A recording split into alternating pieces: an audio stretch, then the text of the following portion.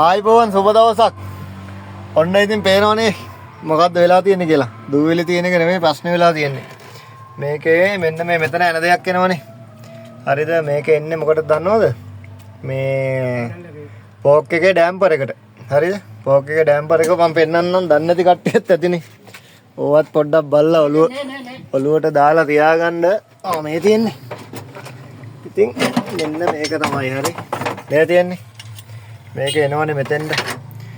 දැන් මේක එනවනේ මේකේ ප්‍රශ්නේ වෙලා තියෙන්නේ මොකක්ද දන්නවද? මෙන්න මේ යන දෙකේ පොට ගිහිල්ලා තියෙනවා. මේකේ මේ ඇදුනේ නම් මම දැන් ගහලා මේක අපි ගලවන්න යන්නේ තට්ටුවක් දාලා කඩලා ගන්න ඕනේ. යටින් මේක පොඩ්ඩක් අමාරු ප්ලේස් එකක තියෙන්නේ. හරි ඉතින් කියන්න තියෙන්නේ මේවා ගලවලා යන තද කරද්දි ඇඟේ පිට එකට අල්ලන්න එපා. අපරාධ දැන් මේ පේනවනේ ආය ඩෑෂ්බෝඩ් ගලවලා උතෙන්ට යන දෙකක් දාලා එන ලොකු ප්‍රොජෙක්ට් එකක් කරන්න ඕනේ ඕක හදන්න.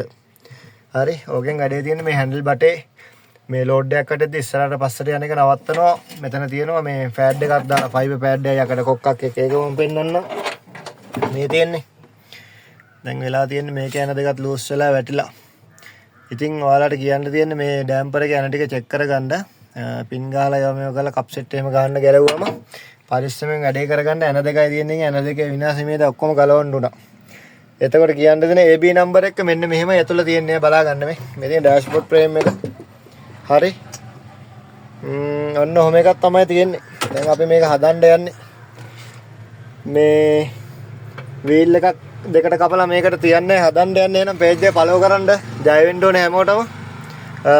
කතා කරු වැඩ කරලා දුන්න කතා කරපු දව අදත් කෝල් කරා එක්කෙනෙක් ගාල්ලෙන්. හරි. ගාල්ලේ ඉන්න අයලාටත් කියන්න දෙන්නේ හරියට වැඩක් කරලා දීපල්ලා කියලා තමයි. හරි. මොකක්ද දන්නවද?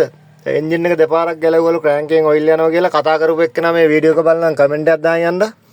එන්න වොරන්ටි එකක් එක්ක හදලා දෙන්නම්. එහෙනම් ජය වෙන්න ඕනේ ආදරේ හැමෝටම.